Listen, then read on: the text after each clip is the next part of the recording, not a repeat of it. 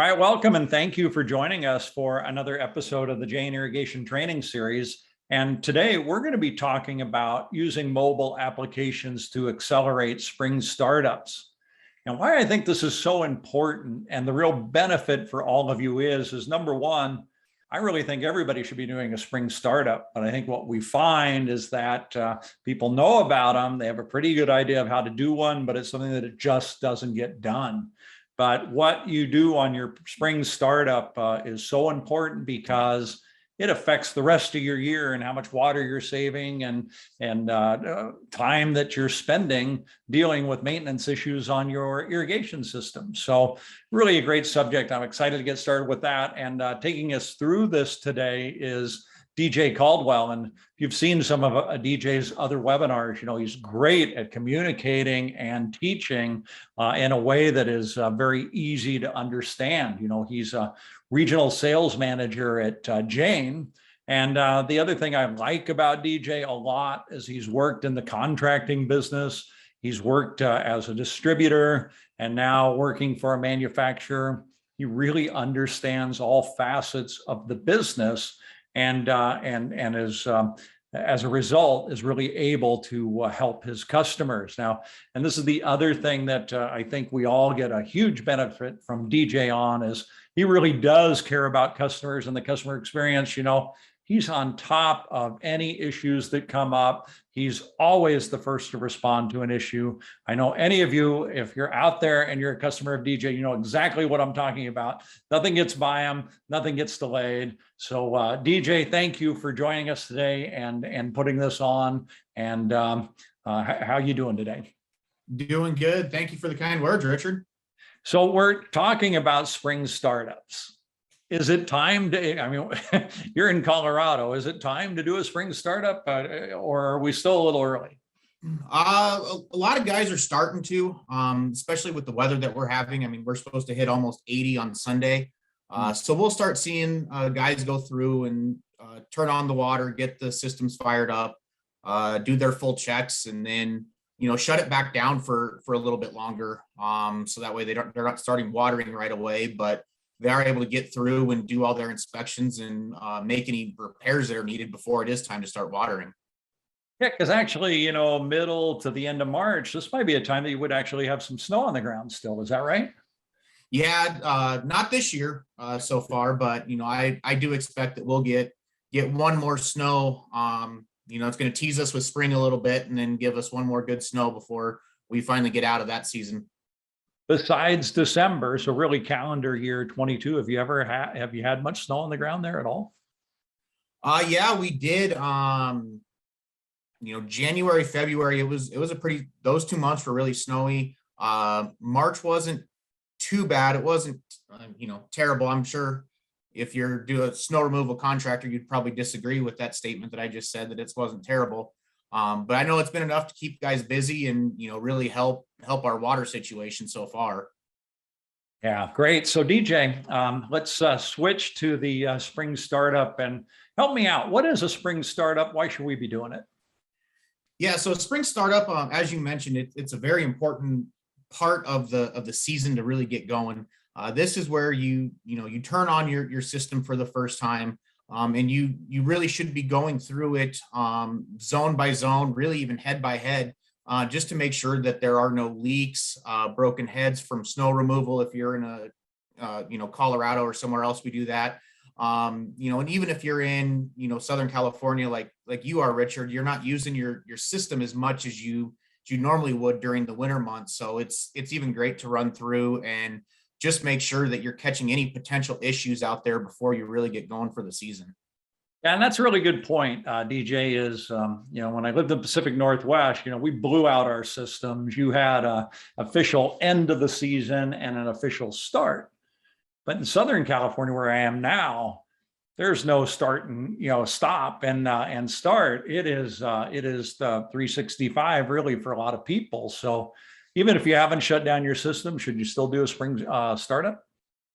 I think so. It's a one time a year. It doesn't necessarily need to be in the spring. We call it that because all the territories that do shut down and blow out their systems but one time a year, really should be a more in-depth. I mean, ideally, we want to see people doing, site walks and wet checks throughout their system on a regular basis.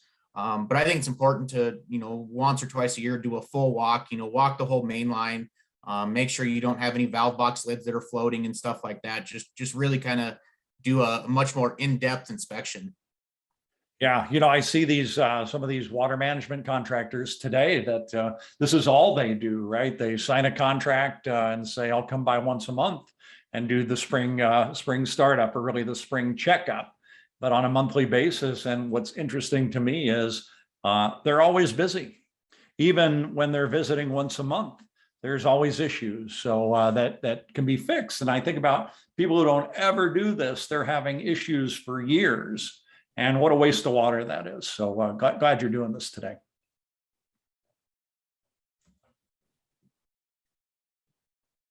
All right, let's see here. So first, we're really going to be talking, Richard, about using the Jain Unity mobile site, for your spring startup. I'm also going to give some tips, throughout the whole season as you're running through the system. So we'll kind of go ahead and just get started here. Yeah, that'd be great. So DJ, just help me out here. You're going to talk about ways that the mobile application for Jain Unity can help you do your spring startup. But even if you don't have the mobile application, what you're talking about is going to apply, right? Definitely, yeah. So there, it's going to be a heavy use on what the mobile features are, but really you can use it in the same manner if you go to the controller and start the zones as you're walking. This is just going to show ways to speed it up and really save labor at the same time. Right. So I don't have to I don't have to be on my cell phone out in the field talking to my partner that's at the controller on the phone saying, "Okay, turn on number one now. Can you turn it on again?" That type of thing. Correct. Yeah, you eliminate really having two guys on site. A lot of times, if you're walking back and forth from a controller, you're having to start it for 5 minutes instead of 2 minutes. Little things like that can be a kind of a time suck, if you will, just because you don't have the technology in your hands. Right. And just like I said, it was two of us doing it before. Now I can just do it with my phone by myself, and I have just helped my labor situation a lot. Yep. No, exactly. Yeah.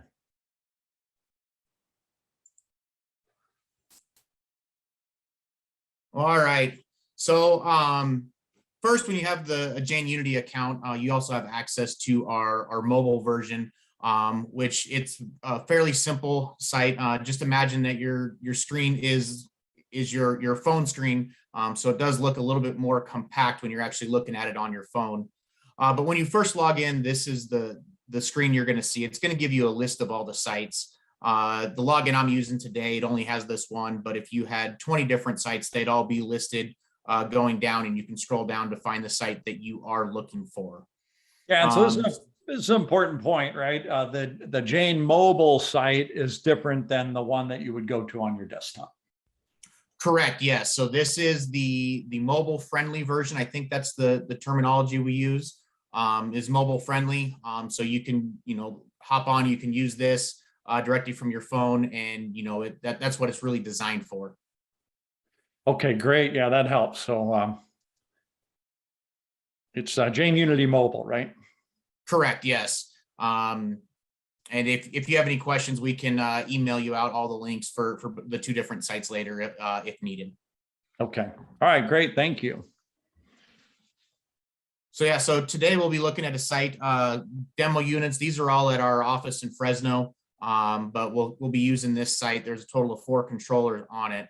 So once I click into the site, it brings me up into what I kind of call the dashboard. This is really the home base where you run everything through.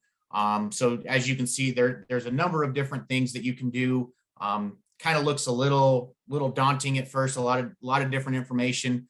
So hopefully we'll kind of break that down of what each one means, and then how you would use it when you are doing a spring startup. So the first one that we'll kind of talk about is going to be the smart controller status. This is the first one on the screen here. So this feature, it's really designed to tell you, what your controller is doing.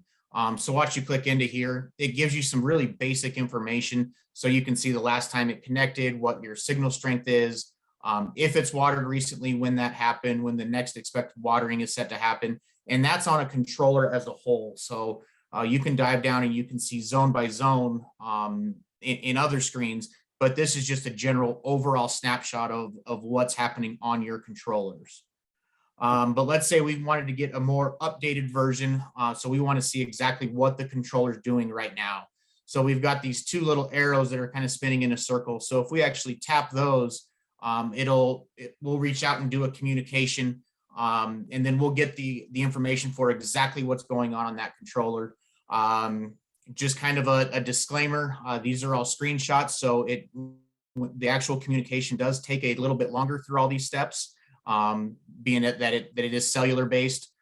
So if your screen doesn't react as quickly as mine is right now, don't be frustrated. That's the way it's supposed to be. Yeah, thanks. Yeah, that's a good heads up on that. Thank you. So when we're looking at the controller status after asking what it's doing right now, you can see it's right now, this controller is saying that it is idle. We don't have a flow sensor. There's a bunch of different information. If the controller is running, we'll actually show you milliamps of the master valve, the valve that's running. And those can both be very important to determine if we've got a short circuit on the system, or if we are using flow, you can see what the actual flow is versus the learned flow. So you can actually see if there is a leak. I'll show you an example of what it looks like when something is running here in just a little bit. And DJ, I just want to remind everybody that I've got both the Q&A and the chat open. So if you have questions, put them in there. And as we've done on the past few webinars, we're giving some nice Jain t-shirts and stuff for people who ask good questions. So anyway, put them in there and I'll get them to DJ. Awesome. So yeah, so now we come back to our home screen. You'll probably see this slide quite a few times as we go through, as we're transitioning back and forth between everything. But I think it's kind of the best way to show what all these different features are. The next one we'll go into is this watering schedule. This one I think is important to look at when you're starting up to really get an idea of where the available water in your water bucket actually is when you're starting up your system. So if you haven't had any moisture for a couple of weeks, it might need to, or might want to start watering right away. But if you've had some decent moisture, it may want to hold off for a little bit. So I think this is important to look at. So once we click in, we actually pick which controller we want to look at. So today we'll be using this Fresno 4G smart box. This is going to be the examples we'll look at throughout all the slides here. So we'll click into there, and now it gives me a schedule of what's going to water as of within the last hour. So obviously this can change as the weather changes, but it gives me a really good idea. So you can see this morning we did have some zones run. We only had 4 zones run today. And then we'll kick over and we'll start seeing some things start running again on Monday and Tuesday. You can actually scroll over and you can see further into the week. So we actually give you about 7 days worth of schedules that are generated. It is important to remember that these can change with the weather and every different communication that the controller does make. Yeah, so DJ, how often do they do these calculations on the weather? So the calculations are done pretty much on an hourly basis. I think technically it's 26 times per day. So if you logged in every hour, you could potentially see your schedules change as the weather changes. I always use the example of a rogue rainstorm here in Colorado that no one predicted. That could come in and drop a bunch of water and completely change your outlook on what you're going to water. I saw some data on this, how important it was to check. We're checking 24 times a day instead of just once. And the difference that makes in water savings is just amazing. In some days it's as much as I've seen on some past history reports, as much as 80% difference. That doesn't surprise me. I mean, it really is the power is in the data when it comes to all this. And so the more data you can have, the more accurate you're going to be. Yeah, and so these are screenshots from the mobile app, and when it says like a number 4 here, number 8, that's what zone we're looking at, and when it fired and for how long. Correct. Yes. So if we look at the 28th, at 6 a.m., we're going to water station number 4 and station number 8 simultaneously for 16 minutes. And then at 6:16, we're going to jump over to zone number 5. Whereas on the 29th, we're going to start at 2 a.m. Instead of 6 a.m. Okay. All right. Great. Easy. Yeah, pretty quick and easy. I think it's a great way to look at it. And it's not even just spring startups that you can use that. I mean, anytime you're on site, you can use a lot of these features to see kind of what you're looking at. Next one is this flag zones. I'm going to go ahead and skip over that for right now. We'll come back to that a little bit later. And then we'll jump down to this alerts. Alerts is a very important piece of information that I recommend everybody uses. Startups, anytime you're going to do a wet check, anything along those lines, because it tells you if you've had any issues with your system. Have you had a shorted valve? If you're using a flow sensor, is there a high flow? We'll be able to give you all that information. So once you click into the alerts, this one doesn't have any, but it would list all those alerts out for this specific site. So you can narrow it down and look at it. Specifically when you're on site, if you have to go to controller number 2, zone 16, because it's reporting a short, it gives you that right there on your phone so you can go take a look at it. DJ, one time I heard a customer say, I don't even look at my alerts anymore because I get so many of them. What is going on there when they say that? So a lot of times it's, they're going to get an alert for every single zone that has an open circuit, or, if they get a widespread rainstorm that comes through, they're going to get alerts for every rain sensor that is tripped and dried out. So there is a lot of them that is sent out via email, which is one of the reasons why I think it's really great we put this in the mobile app. So even if you aren't looking at the alert emails every time they come through, it's right there on your phone every time you do come on site. It's an alert for a reason. Better look at them. Exactly. It's important to look at, but I get it as a previous contractor getting a couple hundred of them in a night. It's kind of easy to gloss over one or two. So next is one of my favorites. That's the manual watering, right? This is where I can really start to take a look up and inspect my system. Yep. So we have 2 different options, manual watering and wet check. I'll go through them each one by one. So we'll go ahead and start with the manual watering. Once you click in, obviously you will have to choose which controller you want to water. So once you choose that, then it brings you into this screen. And so we give you basically 3 different options here.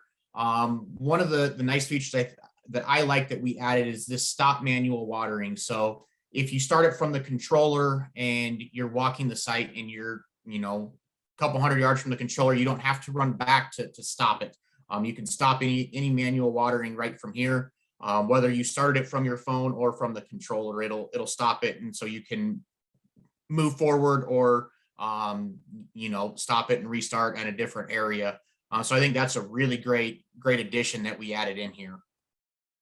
Next is the water all zones. So this is a change from last season. We had a number of people that made recommendations on how to make these features better. And we listened. So that is one of the great things. So now if you click this water all zones, that's going to do exactly what it says. We're going to water every single zone that is on that controller. So we allow you to choose your duration. So we'll leave it here at 5 minutes. Then once we hit start watering, it goes through and it's going to start watering the zones in order. And over here, we give you a time that each zone is going to turn on. So you can kind of keep an eye on it, as you're going through here. So on this screen, DJ, it says stop watering. Let's see, I get into zone 4 on my walk and I see, wow, I've got a big issue that I need to take care of right away. I guess I could flag it or just take care of it before I did the rest of my walk. Would I hit stop watering then and it would stop the whole process? Correct. If you are doing manual watering and you stop it, it stops everything. So if you're on zone 1 and you hit stop watering, it's not going to let anything further down the line to react, to turn back on and continue watering. Yeah. Okay.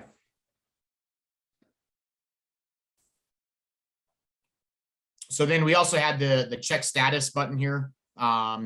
So this is where we did it earlier, but now we can get a little bit more information as the zone is watering. So you can see that, we are manual watering instead of idle as it was before.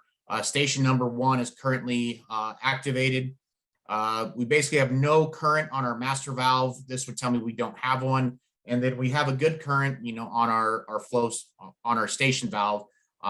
So, everything checks out, there, and then, we don't have a flow sensor, don't have a rain sensor. So this is all the important information that we are giving you, as you check status. So you can do this for each zone as you're going, if you want to check your current or anything else, or even flow if you have one installed. That's a lot of information to get on your handheld. It really is.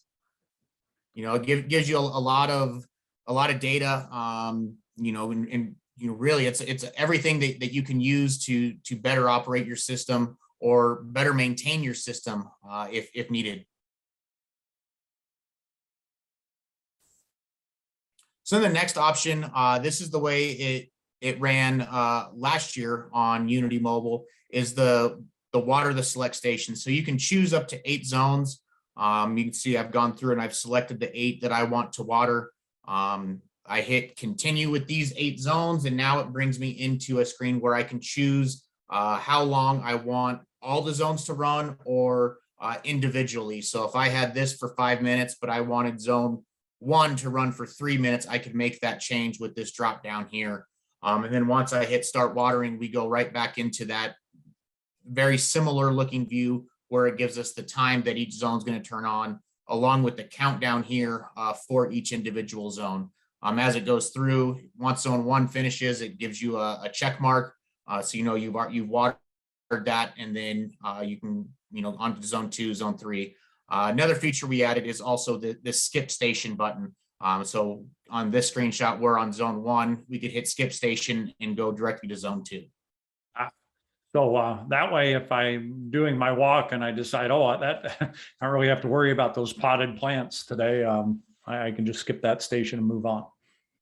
Yep. So you can skip it, or you set it for 5 minutes and you turn it on and somebody's broken all the heads along the sidewalk. You can go ahead and shut it off, so you're not wasting 5 minutes of water.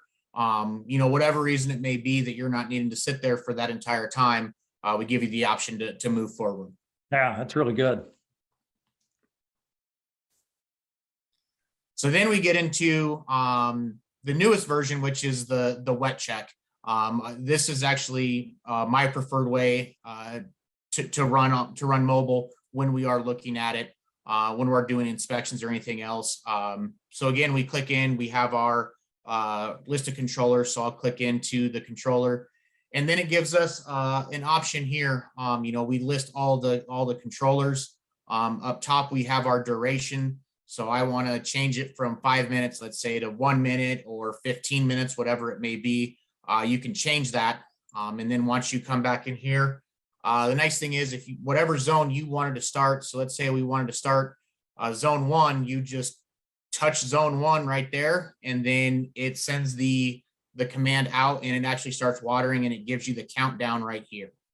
The really nice thing I like about this is we give you the next station, so you can skip forward. But the other nice thing is you can come in and you could touch any station name or box that's on here and go to that next station. So in this example, if I wanted to go to zone 2, I could just touch zone 2, and now all of a sudden it sends the command to stop watering zone 1, start watering on zone 2, and it'll turn on. So you could go from zone 1 to 8 without having to hit next station continuously going forward. What a time saver, right? Because I know a lot of times in the past I've stood and waited, right, or walked slower, but now I can just advance and click through as fast as I need to. Yep, and again, with it being cellular, there is about, I'd say, a 15 to 20-second delay on average. Again, your cell phone coverage is going to affect that. But if you're waiting even 30 seconds, it's better than having to wait for the next 3 minutes of that zone to run through. Yeah, and then with the sweat check too, I'm not limited by, for instance, 8 zones. I can do as many as I want then. Correct. Yes. And, we were talking about labor earlier. You could have, 2 guys running through the site, one throwing flags and one making notes, and be done in no time, or one person could do it all because it's all right there. That's great.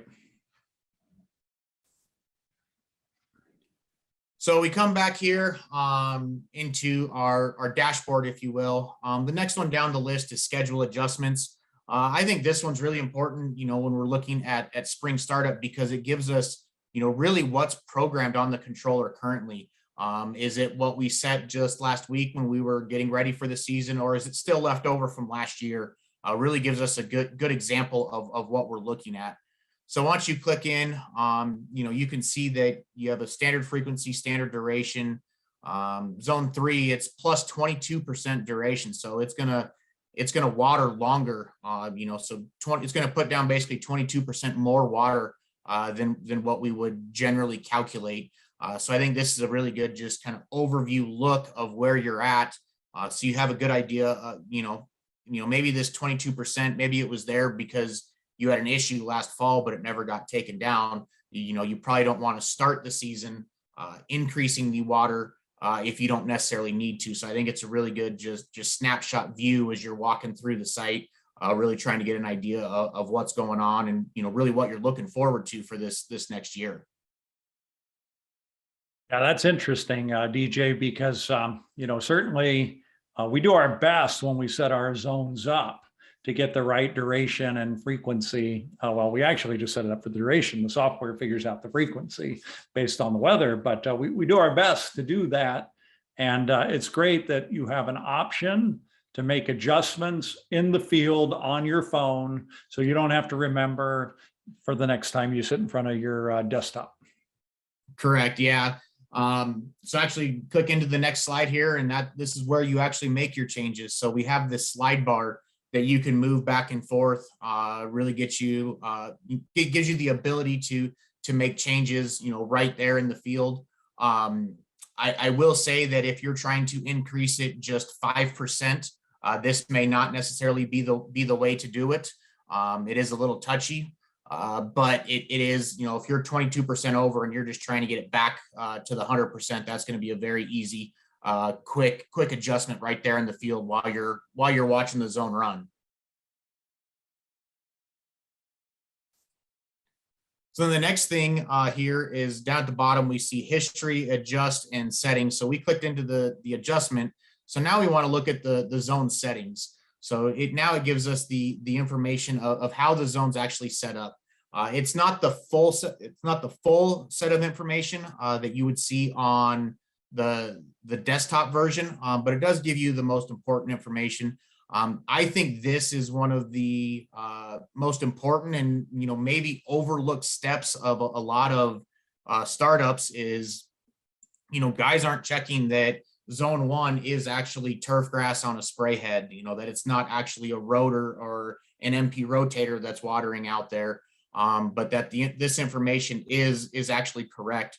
Because if you're not giving us the correct type of irrigation method or the incorrect type of plant material, we're not able to create the schedule and optimize and give you the right amount of water out for your landscape. And I love having the illustrations too. It helps so much, right? That puts us all on the same definition of what we're looking at very easily when you see that illustration. Yeah, definitely. I mean, it could be much more complicated, but again, this is just for a quick reference and a really quick high overview change that is really what this section is designed for. So then we jump over from settings and we go over to this history. So this piece can give you some really good information. You can see the last time that this specific zone watered. If you remember when we looked at the controller status, we could see the last time the controller watered, but now we can see this on a zone by zone basis of when it last watered, and then we give you the next expected watering. So not only do we give you the date, but we also give you the time that it's expected to run as of the last hour's weather update. On here, you can actually see that you can water now, so you could turn it on and start watering that zone as you're looking at the history here. The other great thing about this history section is up here we have this little flag. So if you actually tap that flag, it turns it red, and it also pops up a text box right here. So you can type in there, as I did here, broken head along the sidewalk, change the name of the zone to next to backflow. You could really use this for a number of different things. So as you're walking and you're making your notes, you can do it right there on your phone instead of having to carry your notebook and your phone as you're going through. So and then there is a very easy, quick way to come back and see this as well. Yeah, DJ, I call that the sleep enhancer, right? Because typically I don't write it down, and then in the middle of the night I remember, oh yeah, I was supposed to fix this. So yeah, that's peace of mind right there. That's so valuable. Definitely. And the really nice thing that I like about this is when you go back to your dashboard, or next time you log into your dashboard, if you look now, flag zones, we have a count of 1 right here. So every time you flag a zone, it drops it into this category. So now, if you're not doing the repairs, you have another technician coming behind you, changing all the heads. He logs in, all of your notes are now here for him to look at. So if we click on this zone 1, it takes us right back into the history, so we can see the notes. You can delete the notes, you can unflag it. Really, you can do whatever you need to from here, as you're moving forward, really just making sure that everything's taken care of. So I can unflag it because I fixed it. I can add the note fixed March 25th and move on. And then I have the history of the fix. But Yep. it's not flagged anymore. That's so great. And then next time you flag it and this text box pops back up, it'll show your previous note, so that it was done, or you can delete it. However everyone manages it. Everyone's a little bit differently on what information they want to have. Yeah, and so then too, if it was a broken pipe or a broken head or something, at least it's there. So I say, oh, I better take an extra look at that. Nope, exactly.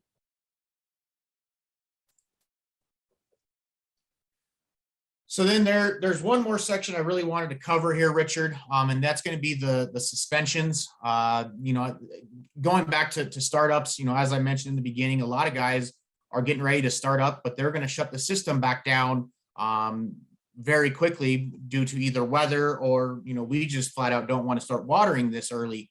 So, we'll unsuspend the controllers and then we'll resuspend them, as we're going. So obviously you have to pick your controller, and then we hop in, and this specific controller has a suspension already scheduled for April 5th through April 8th. I don't need that right now. I need to actually resuspend it today, so that way I can stop the water from going. So I can just go ahead and simply remove that suspension there. You're going to see this pop-up come up where it's telling you that the suspension will start the next time the controller communicates. Do we need to start it now, or is it okay to wait till the next time? So you can either hit no or send, and then we'll do whichever one you want to. As we go to the next, we can tap our suspension dates, and we can quickly from the counter, we can choose when we start and when we end. So we can go back through, you hit save, and now all of a sudden we are back on a suspension from technically yesterday when the screenshot was taken through the end of the month. And then, April 1st, we can reevaluate and kind of see what we want to do moving forward. That's really helpful. And then it will just assume when it comes back on the suspension that you're starting at full saturation point, and it'll start counting down the ET and then water appropriately. Correct. So you can do one of two things here. So you can see this button here, assume stations are fully saturated. So you can definitely select that. Or if you don't check that, then we are actually going to continue to count the depletion day by day as the suspension goes. So if you're having to shut it down in the middle of summer, I always use the example. It used to happen to me as a contractor all the time. It's Friday night, you sit down to dinner with your wife, and all of a sudden your phone rings because the property manager forgot to tell you that they're having a barbecue this weekend. So instead of having to run out and shut it down, you can do it right from your phone. But in the middle of the summer, you're going to want to make sure that we are calculating that depletion. So when it comes back on Sunday night, we are actually turning on and we are watering the zones, since we technically have lost a couple days of irrigation. That's a great point, right? That you can do that, and very valuable. And then, yeah, a great example of Murphy's Law of landscaping. It's the way it always goes. Oh, well, listen, DJ, you did a fantastic job as usual today. I really appreciate all this information. Can't wait to go do my spring startup. And as I mentioned, I didn't have a shut off, but I'll be doing this tomorrow on my Saturday for my system. That's for sure, because certainly see the value. I want to thank everybody who joined us today. We appreciate and value your time. So we're happy that you chose to spend it with us. Remember, you can see all our trainings at janesusa.com/trainings. And we're also wherever you listen to your favorite podcasts, you can find us there. DJ, any last thoughts for everybody? Enjoy your season and good luck. Let's make it a good one. Yeah. Okay, great. Well, listen, thanks everybody. And we'll be back on Wednesday next week. We're going to be talking about something called nano bubbles and how they make your water cleaner and how you might be able to use those for water management. So thanks, and we'll see you all next week. Thanks again, DJ.